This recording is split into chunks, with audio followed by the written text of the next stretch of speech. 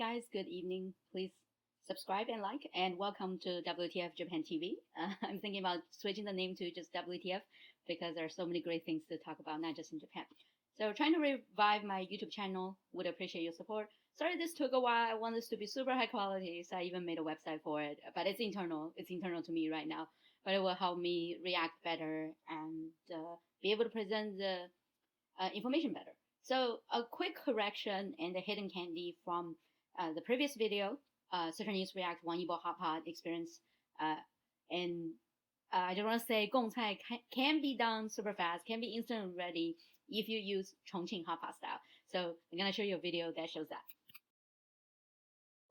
重庆吃法是不放蚝油。师傅在那儿不能点什么麻酱啊，他那儿没有麻酱，对吧？我跟你说，你问他要麻酱，老板会把你赶出去。没事儿，只要附近有麦当劳，就对我来说就很好。九宫格是老重庆人掌握涮煮火候的机关，需要长时间涮煮的牛肉、肥肠、老肉片等，被安排在温度稍低的十字格区域。哎呀，肥肠80到90度的水温，能够保证食材内外被均匀煮熟。贡菜。而在中心格，锅水滚烫，好吃，正适合涮煮不超过20秒的脆爽食材。And if you remember correctly, I said that gong cai is not really a young person thing. It's not even just a Chongqing thing. It's like you have to be slightly older and mature to like know it. And here I'll show you a video of the guy in Wang Yibo's new street dance show saying, "Hey, I don't think any young guys would know it." So he kind of ruled out Didi right away. And after this, I have a very special, amazing message from my friend Ventus, who's on Twitter. And Ventus is this great. She's been doing like bjyx style for a long while now. She has more than 5,400 subscribers. You should totally follow her on Twitter. And I have a special message from her to you on YouTube. So enjoy. 这个不应该是年纪小的。哎呦，那就中枪了。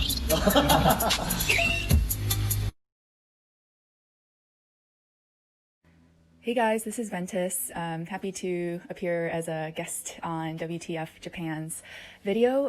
Thanks so much for watching, and thanks so much for WTF Japan for sharing her insights about Sichuan culture with us. It really helps provide some deeper perspective on some of the candy that's come out recently. So thanks so much. And and really appreciate you guys and all the engagement on Twitter, and it's always fun to kind of share new stuff, and I get excited along with you guys, and it's just an awesome fandom. So bye.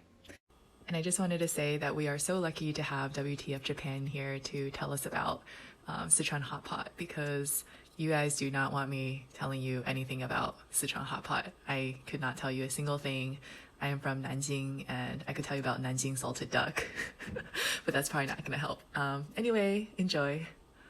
Thank you, Ventus, and you should definitely follow her on Twitter. She is the headquarter of this. You will enjoy it, and she is attested, and she has more than 5,000 followers. That's more than I can dream of. So real quick, like some of you point out, let's show like what Didi used to eat. And he used to eat xiang cai, which is I guess cilantro, in that kind of like mahjang, like that sesame sauce, right? And then now, of course, like he's doing. 重庆吃法是不放蚝油。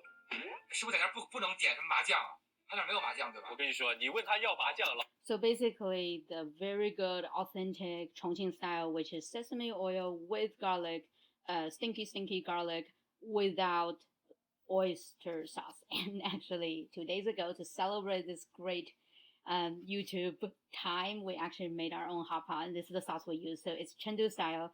We add oyster sauce in it, and just notice how much garlic we put in. The garlic is quite spicy. It is pretty pungent, and it will become very relevant in just a second. I'll show you a video. And just real quick to note before, what Didi used to order is Japanese shabu shabu style, plain, simple, really bland hot pot.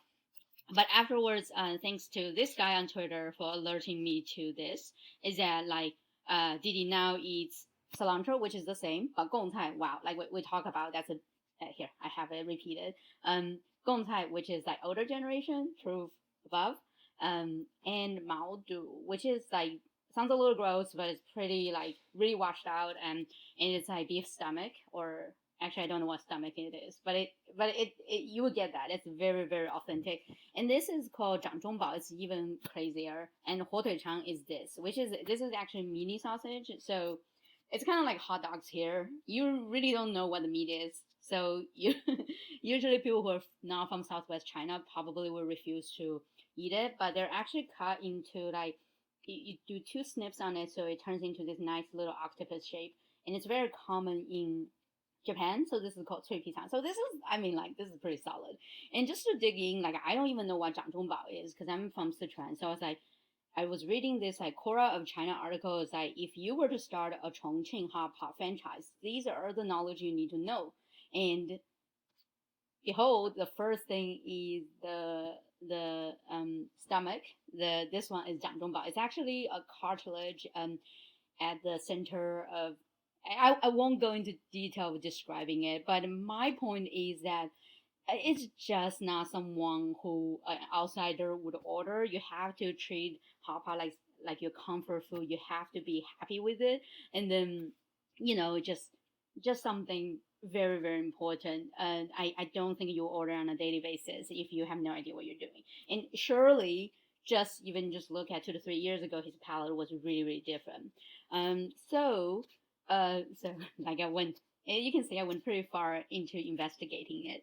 And now I'm gonna play a video of Guga talking about his idea, like what he thinks of garlic. Like recall, this is the garlic we add in the hot pot.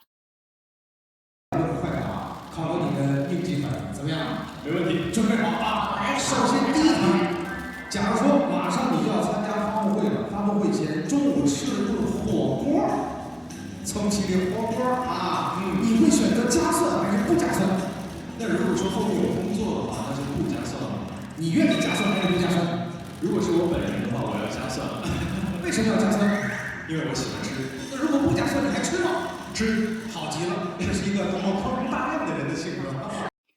I also want you to hold on to that thought that Xiao Zhan eats like garlic, and he like takes into consideration whether he's going to work or not. I think for most celebrities, weight watching is very important, as well as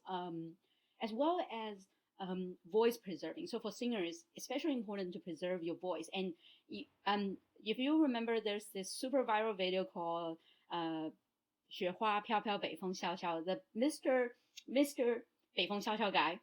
He actually, there was a clip of him eating with Xiao Zhan, and he was just like he was exercising self-restraint because he just can't. He's like, oh, I can't eat this, like I need to like eat this when I retire because hot pot looks amazing, but like I'm really worried about my throat.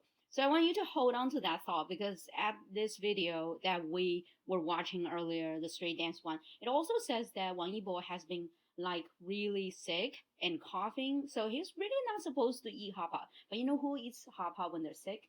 Sichuanese people. We eat hot pot every day, and we really don't care. Like we think it kind of makes the cold better.